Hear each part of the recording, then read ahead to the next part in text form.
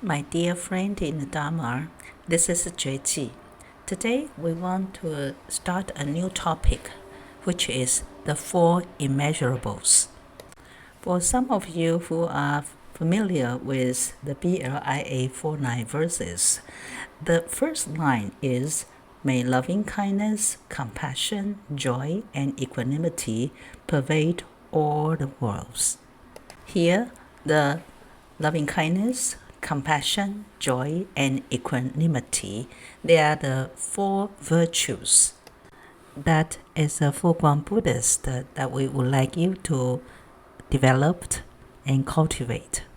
And so when it says, may kindness, compassion, joy, and equanimity pervade all worlds, meaning that we have to develop it to all the world, no limitation. So that is why the four virtues are regarded as immeasurable. In early Buddhism, the Buddha also advised his disciples to cultivate these four virtues. Actually, it is said that before the Buddha's time, there already exists the teaching of the four virtues pre-Buddha's time. And it is also applies to the practice of meditation. And that is why we are going to explore more about these four immeasurables, or the four immeasurable mind. Let's look at kindness. Some people, especially Christians, may refer that as love. So in cultivating kindness, we want to give others happiness. In Chinese Buddhism, we believe that if we recite the Amitabha Buddha's name, and will be delivered to Amitabha Buddha's pure land after we pass away to our next life, and that Amitabha Buddha's pure land also regarded as a Sukha land, meaning a land of happiness. So how do we cultivate this in our meditation? And let's practice today that when we meditate, we want to bestow our love, our kindness to the one we love most. That is our parents or our masters, teachers, the one we love and the one who is very close to us. Then we further developed the kind of loving kindness to friends or to people who are not that close to us, but still we know them. And then further develop that to strangers that we don't know, but we know they exist in the world. And then further develop that to all living beings, the animals, the birds, etc. And then we want to develop the scope, our loving kindness, to all sentient beings. And so the target of our bestowing our love, loving kindness is not limited to the one we love, the one we know. And it sort of developed the selfish love to selfless love. In one of the Buddha's teaching to his son Rahula, the Buddha said, "Rahula, practice loving kindness to overcome anger. Loving kindness has the capacity to bring happiness to others without demanding anything in return." The definition of love in Buddhism is wanting others to be happy, and then we are not asking anything in return for our loving them. So this love is unconditional, and it really requires a lot of courage and acceptance. If it is a conditional love, then we are not truly practice the immeasurable loving kindness to others.